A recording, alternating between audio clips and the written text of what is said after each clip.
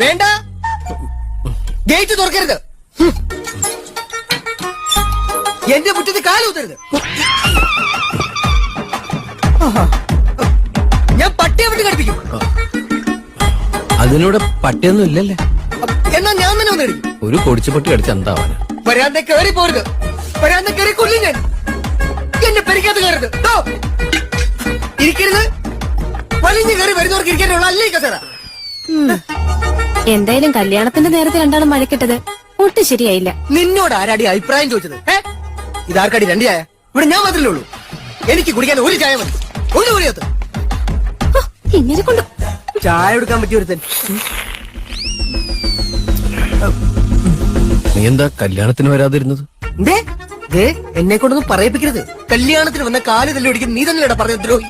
ഞാനങ്ങനെ പറഞ്ഞു എന്ന് വെച്ച് നീ എന്താ കല്യാണത്തിന് വരാതിരുന്നത്? അങ്ങനെ പറഞ്ഞ ആരെങ്കിലും വരൂ? വരും. ആത്മാർത്ഥതയുള്ള സുഹൃത്താണെങ്കിൽ വരും. നീ വീട്ടിലേക്ക് കയറരുതെന്ന് എന്നോട് പറഞ്ഞില്ലേ? ഞാൻ കേറിയില്ലേ?